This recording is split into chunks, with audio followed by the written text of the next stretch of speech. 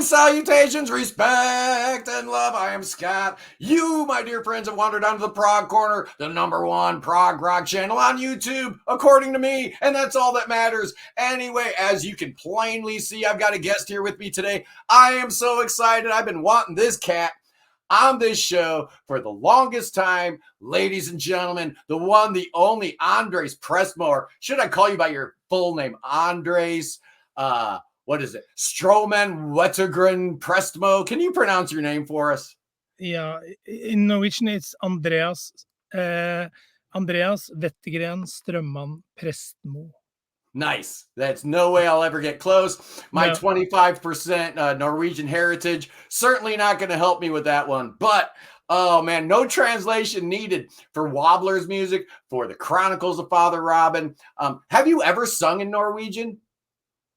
Yeah, when the first band I played in with the Momrak twins of Tusmørke. Oh yeah. Yeah, we had a band called the Fleur du Mal. Yeah, but before that.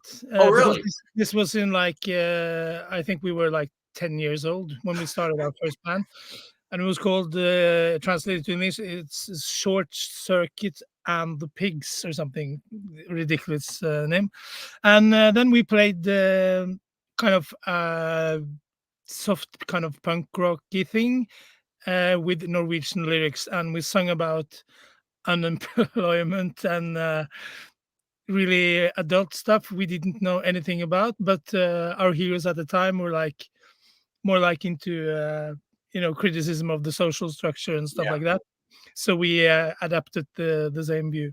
So I'm actually surprised, Andres, that there isn't more of that going on with all the, political upheaval in the world today. Where are all the bands with the protest songs? Where are the bands that are angry about stuff?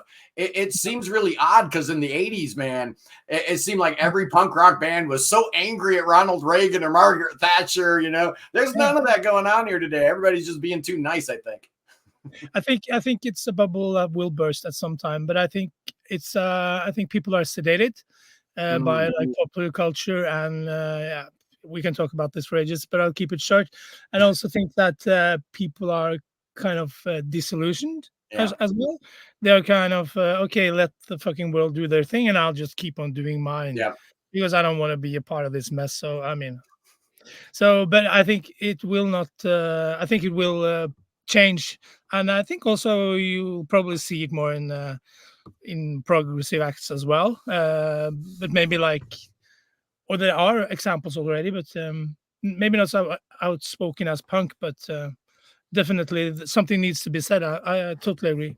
Yeah, and for every band that's out there talking about, the Chronicles of Father Robin and stuff, there's going to be an Andy Tillison out there stirring the pot and keeping us honest about stuff. So yeah, you're right. There are some bands that are, putting the current events in there. But, prog is obviously all about escapism, right? I mean, I remember in the 70s, man, I'd go to a record store. I'd pick out a record based solely on the album cover. I'd put the headphones on. I'd open up the gatefold and I'd, go to a whole other place. So, yeah, maybe it's best we don't get too far into that. But, people need to understand the greatness of what happened last year. 30 years in the making, Andres. 30 years, man. This is insane. It's the Chronicles of Father Robin. And you knew I was going to have to talk about this wonderful 3-album box set that was put out on your label. What is it? Old Oak Records. And then Charisma went ahead, right, and just kind of released them one by one as standalones, which was great because, not everybody can plunk down, couple $100 for a box set. But if you guys haven't picked up the Chronicles of Father Robin, do yourself a favor. You need it. But most of my people, when they caught wind you were coming on the show, oh, Andreas, my DMs were just blowing up. Everybody wants to know one thing and one thing only. They want to know what's going on in Wobbler world. What's going on? They all want that 6th album, and they want it right now, and they're breathing down my neck. Get an answer from Andreas about it. So what's going on in Wobbler land? Yeah, we're making music. We've had many rehearsals. and we've been kind of on and off in how active we've been, because Lars also released a brilliant solo album Yeah. last year, I think. Yeah. So, but now we kind of tighten the screw, and we are well into. We have a lot of material. We just need to kind of find out which way we'd like to jump in a way. So we need a couple of more or like more rehearsals to get it under our skin. And but I think I can say that a new album, Wobbler album, is not coming out now, even though people want it. Yeah. But I think I can guarantee that it will be an album out in 2025. Nice. Nice. Um, so, but we, as I said, we have a lot of material. Lars has written a lot. I have written a lot. Marius has written a lot as well. So there's some really, really cool stuff, and I think people will be. I hope they will be a little bit surprised, but I Good. think also that they will hear echoes of our kind of some of our periods from our earlier records, maybe in maybe a little bit more technical, maybe in Mm. terms of like the stuff on Afterglow, maybe a little bit darker. But I think also we're going to follow up a little bit where we left on Mary Macabre Yeah. from Close of the Deep. What a great track. What an amazing epic. What a way to close out an album. Just incredible. Yeah, we're really pleased with that. We worked with that for a very, very long time. So and the also coda, the end section of that yeah, song, like that last minute and a half. yeah. It really doesn't get a whole lot better than that. It really doesn't. And that's coming off the heels of what I consider to be the best album of the 21st century. I'm sorry, Steven Wilson, but this is the best album of the 21st century.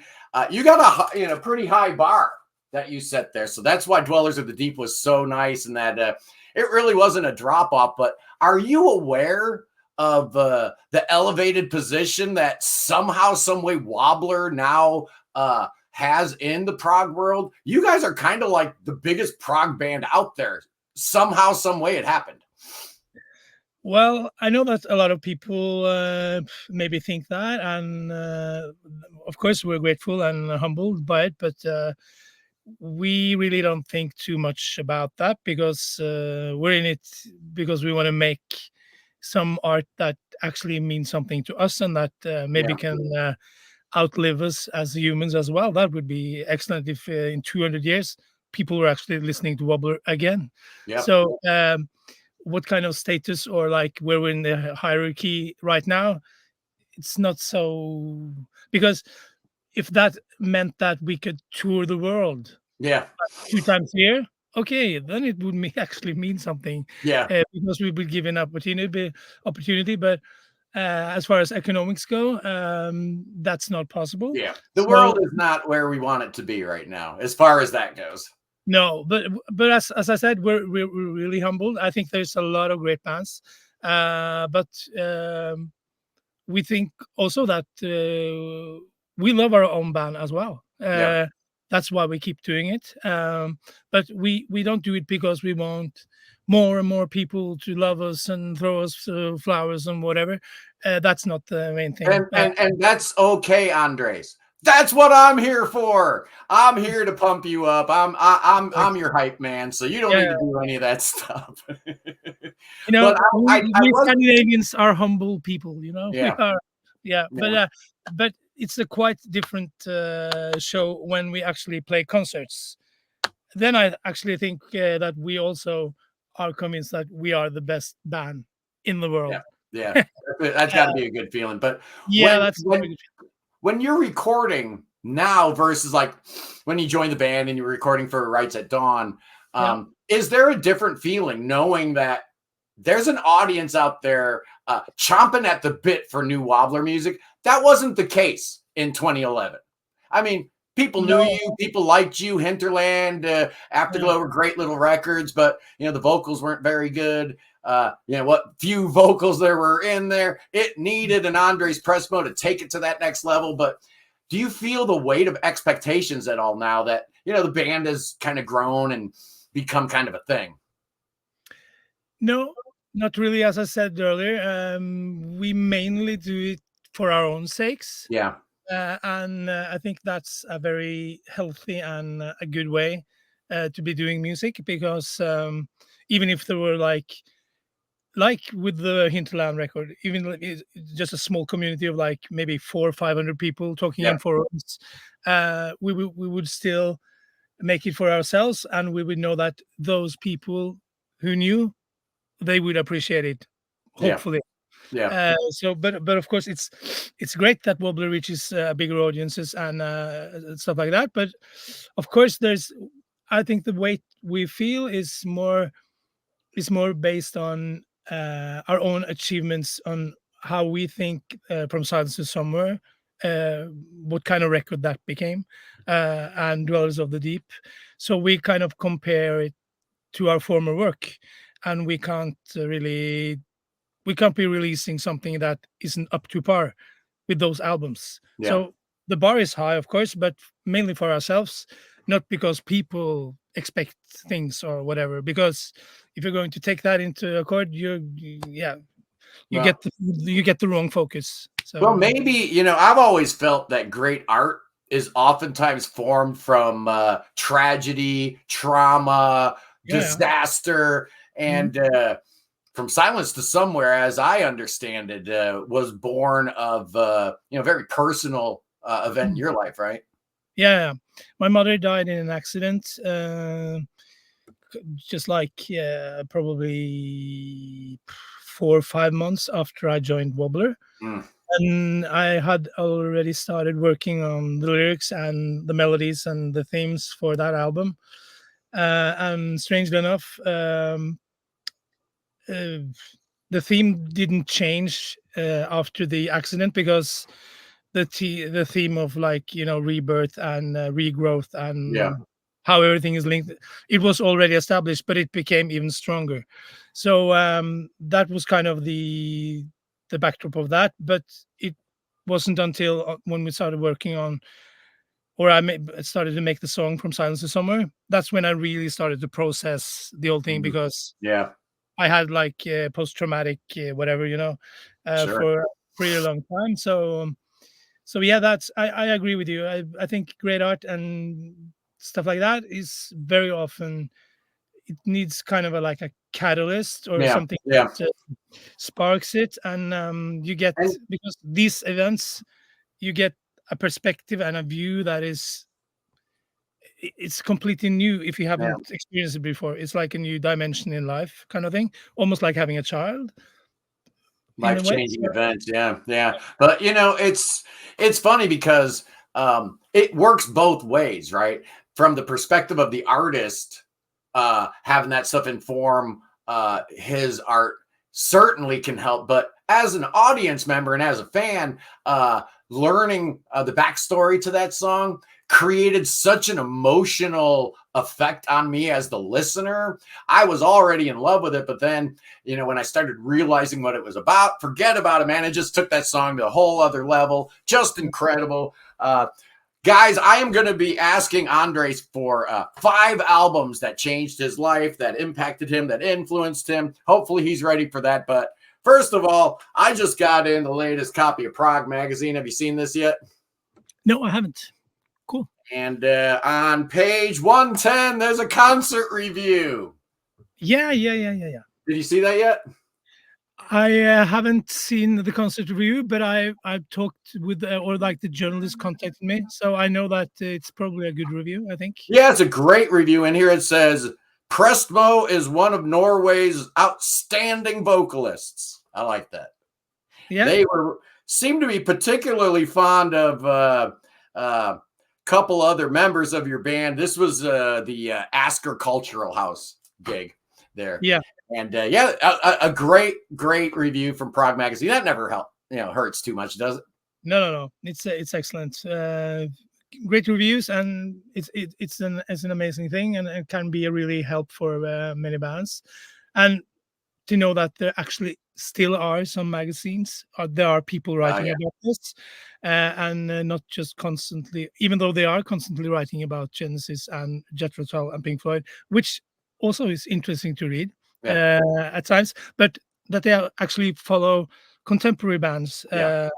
It's amazing. Yeah. I kind of, honestly, I respect Jerry so much.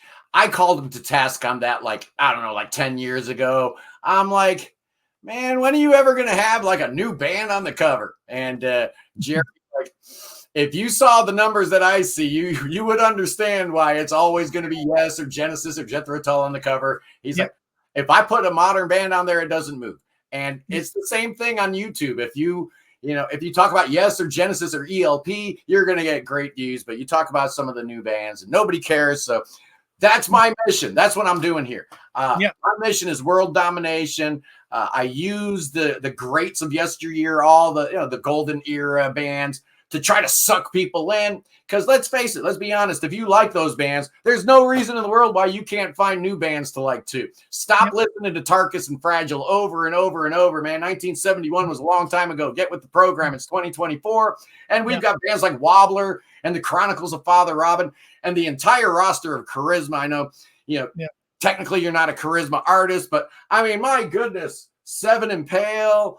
Oh, the new Mirror album. Those guys are incredible. What is going on in Norway? I mean, we here in America have kind of been standing back for the last 3, 4, 5 years, shaking our heads saying, what in the world? What's going on there, man? What's in the water?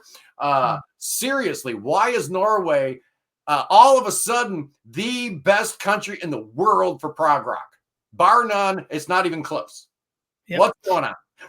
It's a very good question. I have answered that a lot in former interviews, and I've been thinking a lot about it. And it's I think it's very hard to kind of pinpoint one definite reason. I think for sure that how our society is built up, that helps. I think also that we have a kind of a legacy with a lot of folk music. Sweden is also a big country for a lot of good prog bands, and like the second wave of prog with the Englagård, Anekdoten, Lamberg, that kind of thing really inspired the community that's working now. So what happened in the 90s, that started mostly in Sweden, kind of thing, so that inspired our generation. I remember when we started out with Chronicles of Father Robin, that was just before Hybris came out with England. So I think that was like a key moment. Yeah, Hubris was definitely that was one of those watershed moments, right? Yeah. When Englagård put that debut album out, it put the whole world on notice because honestly, I hadn't heard a prog album that got me excited since probably 1981. Yeah. And then this weird band from Sweden pops up like, what in the world? Yeah.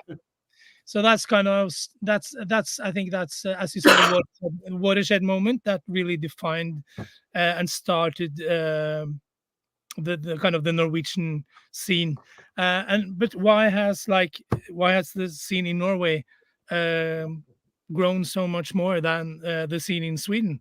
Because there was a lot of interesting bands, but I think former years or like earlier on, Sweden had like a very pop based culture around music, like the Cardigans and a lot of bands. Oh yeah, and all the way back to ABBA and all that stuff. Yeah. And they've always been like a society where like the schlager or like the hit songs, they have been really strong. So and we didn't really have that kind of culture that's strong in Norway. Of course, we had Aha and stuff like that, but like with the have you ever heard about Swedish jazz, for instance? Yeah, it's not very big, but Norwegian jazz is pretty big. Like the ECM, like Jan Garbarek or a lot of artists who have been really big. So the jazz scene also has been vibrant and alive and kicking in Norway since the 60s and 70s, and I think that also has helped the generation who is working now. And then you So got all those black metal freaks, right? yeah, and we have the That, black metal as well, who paved the way and show that we can do this. This is extreme. This is weird, but we have a following. We have really, really loyal fans, and we can survive. We can tour Europe. We can do whatever we want. yeah, So they have also been an example. And Wobbler, the early Wobbler, was very kind of inspired by the black metal scene. yeah. So that's something. But I think also that we are only now we are 5 million people, I think, in all of Norway. Hmm. So it's a kind of a closed, gated community. Yeah. You know what I mean? Yeah. It's not like you guys are 260 We're million. 350 Yeah, million. yeah, 300. Yeah, Yeah. you're right. Yeah. So I mean, that's quite a large interest. Another difference, I think.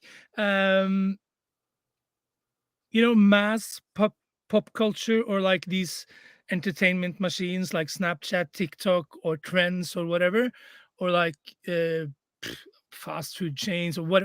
Everything is bigger in the Yeah. States. Everything is, and their claws are kind of all over the place. But it's not like this in Norway. We Right. have the same kind of expressions, but I think like solitary culture, or like I'm just sitting here on my little hill on the grass, and I'm going to do exactly what I want to do. Whatever, I don't care what the fuck the world says or does or whatever. Yeah. Because we're not. There's a saying that goes like, Norway is the place where trends come to die. Really? I haven't Yeah. heard that thing. That's a good one. No, so it's the last place, we're the Yeah. last one to Yeah. know. Yeah. The So I last think place on earth. yeah. So we're not so I don't know what word to use, but we're not so indoctrinated, or I Yeah. don't know. There's kind of an independence, there's a search longing, there's an adventurism, and we have like our roots are like in folk music, in jazz, the jazz scene, in the very strong prog rock scene from the 90s. So that's some explanations for you. Yeah. Yeah. It's something that every prog fan around the world has been asking. So I just wanted to get your opinion on that. And as we talk, I'll add one thing, and yeah, please. I think there are two other very important elements, especially the last 10 years or so, and that is like the camaraderie between the bands. Yeah. There's a Yeah. lot of shared members. There's a lot of because the prog rock community, like people coming to concerts, it's probably, I don't know, in total in Norway it's probably a couple of thousand people, but Right. not in every concert, of course, but interested people. So you meet a lot of the same faces, Yeah. and you play with a lot of the same bands, and not many of the bands have the money to actually go abroad. So Right. we have like a circuit in Norway, and that, I think that's really important, Yeah. because that builds strength, and you learn from the others and stuff like that. And You know also, what it reminds me, Andres? It reminds me, and I've said this before on the channel, but the prog community today kind of Yeah. reminds me of how the underground punk scene was in the early 80s in the US, where, there I was really into the punk scene in Florida, had a punk band. We opened for, the Dead Kennedys and the Misfits and Black Flag and all that stuff. We were really into it and whatnot. And it was, no matter where we played, we could play in Tampa, Miami, Jackson. It didn't matter. It was the same 200 people. Yeah. They would travel all over Florida to go to a punk show, and you'd see the same faces over and over. So very similar. Only difference is, we were in our late teens and early 20s. Nowadays, maybe the players are a tad bit older, but they're also better at their instruments. And you talked about the population of the United States, and this is why I am so optimistic. This is why I will always remain a glass half full guy. There's 350 million people in this country that haven't heard Wobbler yet. That's exciting to me. That's exciting to me, man. There's potential out there. Prog rock will rise again. My goal for this channel has been and always will be to bring prog rock back to where it belongs. It'll never be where it was in the 70s. Obviously, the world has changed. But good music is always good music. And with the internet and with YouTube, we can actually penetrate into some markets and some audiences that we could never talk to before. I am just amazed at how many young people watch my channel, reach out to me like, dude, I'm only 18 or 19 and I'm just getting into prog. Yeah. There is hope for the future, Andres. Yes, there is, man. Yeah. And we've actually seen the same at shows in Norway. That because we've grown quite used to playing gigs for like people who were in their heyday in the 70s. Oh yeah. Actually went to CES or whatever. That's Even right. it doesn't matter if we have been playing in England or Germany or whatever. There's a lot of glasses and long beards and last couple of years playing gigs in Oslo especially. There's a lot of young people. Oh yeah. And really young people like 18, 19 years old, 20 years old, and they're not quite that framed in how they think about music. It's like, wow, this is cool, and I love Frank Zappa, and also this electronic artist, I love it. So it's like, as long as it's kind of different sounding music or whatever, it's like open-minded. So that's very, very cool. So it's exciting. Yeah, we are not going to rest until the world realizes that all this processed music with all the pitch correct and the vocoders and all this nonsense going on, people lip syncing live on stage, people are going to get sick and tired of that eventually. They're going to want to get back to listening to real music, and we're going to be ready for them. Absolutely, we are. Now, as advertised, man, I'm going to put you on the spot. Because people like to hear stuff like this, and I'm no different. I want to know. Inquiring minds want to know, what was the music that informed and influenced Andreas Prestmo in his early, those developmental years where your little brain is, picking up little tidbits. What was the music that informed you back then? You talked about Dead Kennedys. That was intense. That was a crush. Oh yeah. Oh, absolutely, man. Dead Kennedy's still one of my favorite bands. I just love them. Kill the Poor. Holiday in Cambodia. Stealing people's mail. Let's kill the landlord. They don't write songs like that anymore. No, they don't. So we listened to that, and we skated, and we also listened to The Doors. So it was quite diverse. And then we started to listen to more and more bands from like the 60s and 70s. But do you want me to kind of list up 5 albums? Yeah, give me 5 albums. Yeah, from number 5 to number 4, 3, 2, and then 4. Yeah, inverse order. You know how it goes. Yeah, I know how it goes. You got to keep the excitement level up, keep the anticipation going, because everybody wants to see what Andres' number 1 is going to be. Yeah.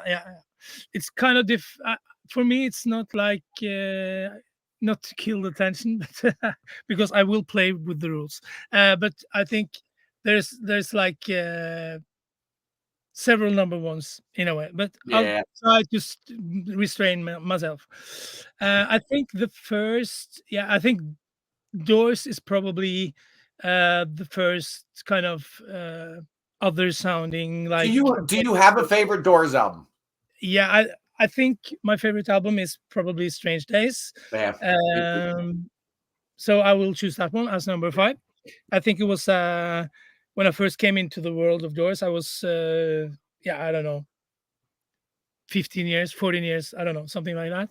And it blew my mind, and both the lyrics and kind of the aspect of like travel and adventure, and when I listen to it now, it's like, okay, this is basically blues rock. A lot of it. Something special on top, man. So what I loved about it was, and still love, is that special ingredient. And the Doors put that in. I can listen to the like more pure blues tracks as well, but I must say that when they put in that little extra, that's when it makes my heart tick. So that's number 5 for you. Good choice. Yes, and I think as number 4, I will probably choose "Thick as a Brick" by Jethro Tull.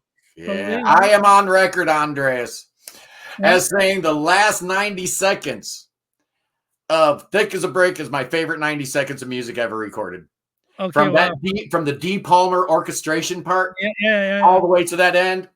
I could listen to that 90 seconds over and over and over and never get tired of it. Amazing. It's fantastic. Yeah, I know. It's cool. And I think there's a lot of cool segments and how they kind of work this whole crazy idea into a whole. And this, I think this was the first like conceptual album, even though I think Jethro Tull made this conceptual thing as a joke, like on behalf of the prog, how prog had become. So that's funny. I didn't know that before I was much older. Yeah, me too. Yeah, we should have guessed though by the the whole fake me out with the 12-year-old poet and stuff. Yeah. I thought that was just cool. I just thought it was the craziest and coolest idea. So Thick as a Brick. Really... Now, are you one of those people? And I fight people all the time about this that are on the record as saying that side 1 of Thick as a Brick is great, but side 2 lets it down. Poppycock. That's ridiculous. Side 2 is every bit as good as side 1. Yeah. No, I think maybe I'll even go as far as think that maybe side B. Some days I think that is better than side A. It's got the denouement. It's got the end. I might be with you there. Yeah, and it kind of wraps up some of the themes and stuff that is presented on side A. They kind of revisit them, and I think it's really nice. But it's as a whole, that's the grounder of the album, in my opinion. So that was my really first Jethro Tull moment. And as with the Doors, when you get to the more bluesy stuff, I like that as well. But it's when they kind of do this thing that they really make me want to listen more. Passion Play also very good. Yeah, I love Passion Play. It took me a long time to like Passion Play, though. Yeah, it's a bit. I didn't like it at first. No. So okay, so that's 2. I haven't prepared this, so guys. Really, I hadn't noticed. Yeah. Hey, speaking of the blues, did you hear about John Mayall? The great British blues guitar player just died. I haven't heard, no. Yeah. That's very, very uncool. What a pioneer. What a great guitar player. I have a lot of records from him, actually, because my father was really into rhythm and blues and John Mayall and Blues Breakers and stuff like that. Yep, incredible. He has some really, really cool stuff, the Laurel Canyon things and stuff like that. Yeah, R.I.P. John Mayall. There'll never be another. He was amazing. Yeah. Okay. All right, I just did that to stall, just to give you a little time to think of number 3. Yeah, I saw what you're doing there. Okay, because I know what number 1 is.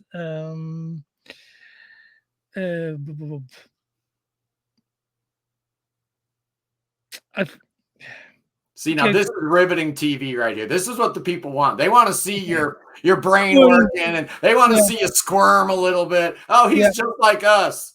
Okay, but the thing you want is like the defining records, right? Yeah. Early records that got you moving when you were a little kid. Nursery Crime by Genesis.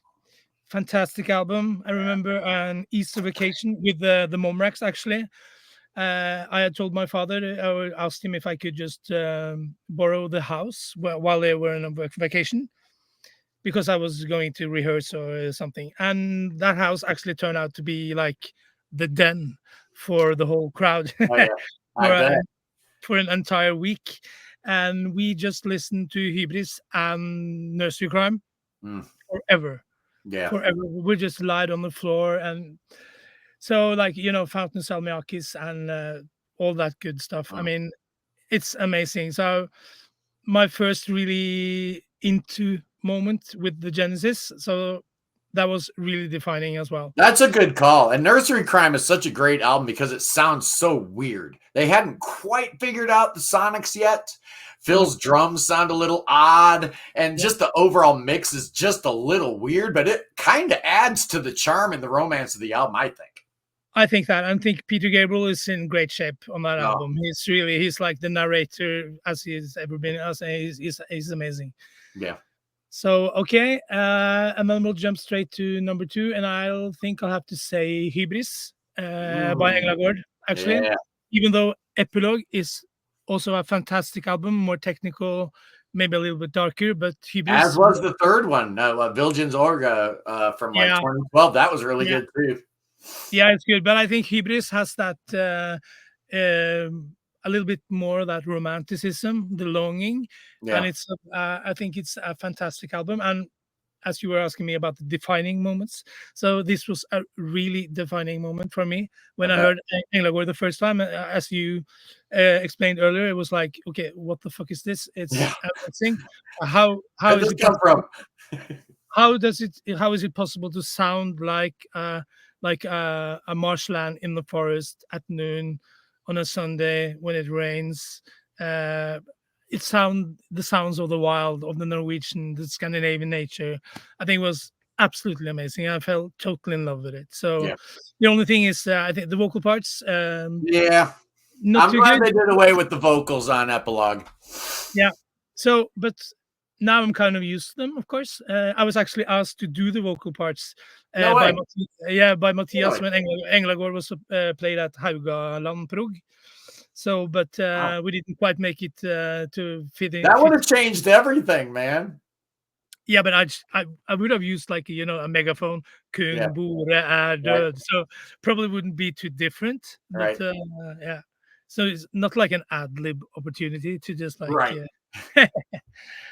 Okay, so that was number 2, That was was it? number 2. We're at Andre Prestmo's number 1 album that informed his musical opinions and his tastes. And Yeah. I am really, really excited to see what this one is. I have a few guesses, but I'm going to keep it to Yeah, myself. you have a few guesses, I bet. Yeah. Well, it's an album that took me totally by surprise as well. I really didn't know the band too much in forehand. I spent so many hours trying to listen to it, trying to understand it, trying to comprehend it, and really get it on my skin. And when it kind of clicked, it was just like I only listened to it for so long. A true masterpiece. It's, of course, it's Close to the Close Edge. to the Edge by yes, of course it Yeah. is. Yeah. That So was my first guess, but yeah, yeah. so probably a boring No. answer, but I mean the truth is sometimes boring. So It is, and I think that's probably why sometimes I get on my high horse about Tales from Topographic Oceans, because everybody's always singing the praises of Close to the Edge. They don't need another voice singing it. I love the underdog, I think. yeah, but that was like a list of defining albums. Yeah. Uh, Yeah. if I was supposed to make a list of what I believe are, what I now think are Yeah, the that's a 5, different list, right? yeah, it would be a different list. Yeah. Yeah.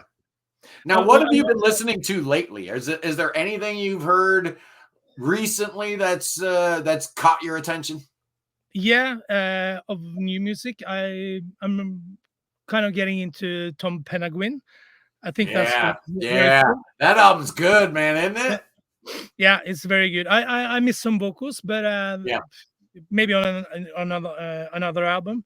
But no, I think it's fantastic. It's Yeah. very cool and impressive with kind of the whole thing on how he recorded it and how also he didn't use 30 years, but he used 10 years, I think. Yeah. Yeah. So, but he plays everything. Well, we talked about Chronicles of Father Robin taking 30 years. These cats took 17 years. It's been 17 years since the voluntary band or whatever. So, But I mean, sometimes great music or like art, just takes time because, yeah, it of does. course, you can just like push it out, push it out, push it out. But if you want to do it really, really good, and it just at some point it has to come naturally as well, Yeah. because you Man, can't. you got me thinking, Andres. Tom Penguin's sophomore album with vocals by Andres Prestmo. How good would that sound? That would be We need cool. to make that happen. Let me call Tom and see what he thinks. No, that's a great record. I really enjoyed that one too. And I'm not a huge Canterbury guy. No, I like my Canterbury. I've never loved my Canterbury. So that one really shocked me how much I liked it.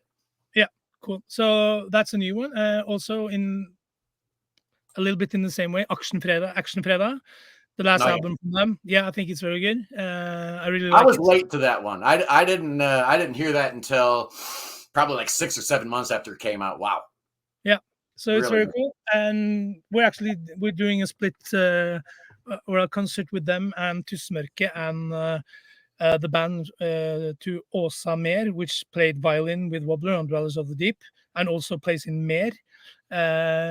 So that's going to be a really cool gig with the Chronicles of Father Robin, Tusmørke, Mer, and Action Fredag in Oslo, 31st August. So Nice. if you want to book your tickets, There you go. I'm all set, man. I need to make a trip to Oslo one of these days. Go to one of those festivals. Be awesome, man. Yeah. It'd be great. But so what else is going on with dates? Do you have any other live dates coming up or anything that Yeah, we're doing some Wobbler gigs as well. We're playing Haugaland Prog in November, which is a great festival on the west coast of Norway. Really beautiful scenery, really Viking stuff there, guys. is that near Bergen or something? Yeah, north of Bergen. Okay. So it's not you can fly to Bergen and then just there's some rail or bus. Nobody drives to Bergen, do they? You can, but it's a long drive. You can actually, of course, you can do it, but it's probably, I don't know, 7-8 hours from Oslo or something. I haven't actually. I've heard it's a terrible drive, and nobody drives it. Everybody just flies. Yeah, that freaks me out because I look at a map. Norway's so small. What do you mean you to fly? But you have to cross mountains, and then there's snow, so you have to stand in like a queue for 2 days, and then you have to sleep in like a snow cave, and so that's kind of ridiculous. Yeah, mountains change things a little bit, doesn't it? Yeah. So that's some of the dates, and we've been kind of like focused on not booking too many dates on stuff because Wobbler has one priority now, and that's we gotta really get into finishing our next album. Yeah. So that's the main focus, and we will do that, and we'll take as long as it takes to make it as good as we want it to be. And also, the Chronicles of Father Robin are writing new music, and we've started like recording sketches and stuff. So that will also. Really? Music to my ears. We're working on new Wobbler material. We're working on new Chronicles of Father Robin material. Kind of exciting to hear that you're working on new stuff for Father Robin, because it feels like that story's not done yet. It isn't. You know? It isn't. Yeah. I'm glad you agree, because I didn't feel like, I mean, of the three, I book 3 to me felt a little incomplete, probably because I figured there'd be an ending. But hearing that you're working on new material, now it all makes sense. We'll hear more about the adventures of this crazy Father Robin. I am so excited about that. So it's not just a one-off. You just did it, and then you're done with it. You're committed to this. Yeah.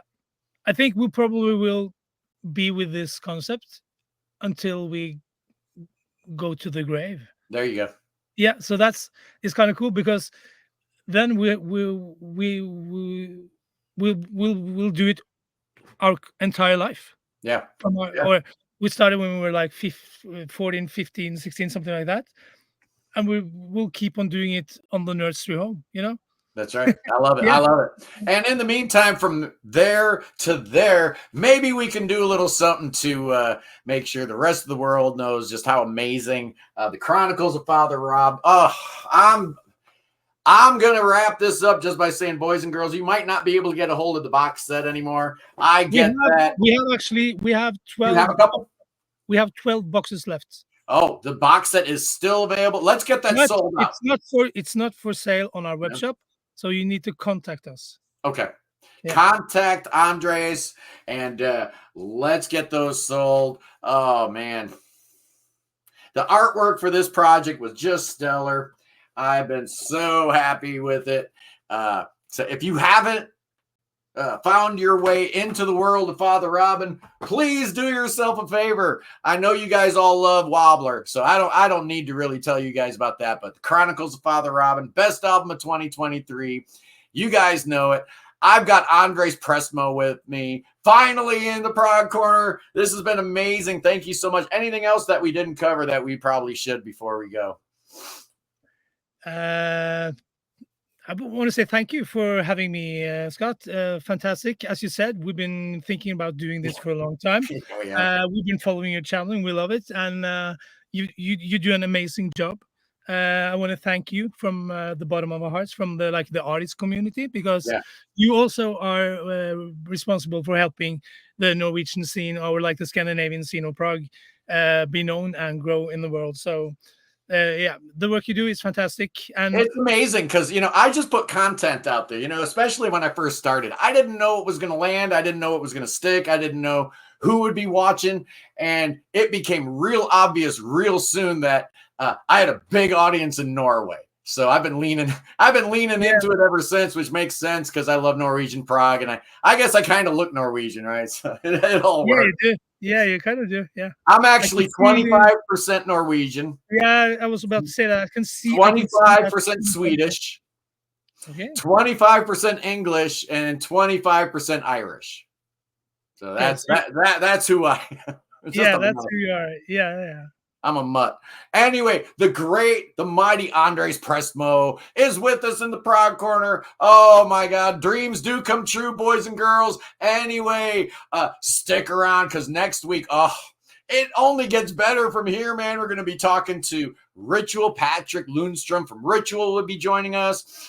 And then the week after that, I got Thomas Bowden coming into the house. What? We got the Flower Kings keyboard player, ex-Flower Kings keyboard player coming in. So, it's just going to be awesome. And we are going to be just talking about prog rock till the day we die, just like you're going to be doing prog rock till the day you die. Anyway, guys, this was awesome. Thank you, Andres. I love you. Peace in the Middle East. Free the Ukraine. Free Tibet, and God save the king. Oh, yes, save that king. King Chucky needs your saving. That boy's got the cancer, so bring him to America. Oh, yeah, bring that boy to America. We'll lay hands on him. Oh, yeah, we're going to lay hands on him. Then we're going to drink some poison. And then you know what we're going to do? We're going to dance with them snakes. Oh, yeah, snake dancing will cure that boy. Yes, indeed. The Spirit of the Lord will make him right. And I love you guys, and I'll see you soon. Peace. That was some ending. People love that.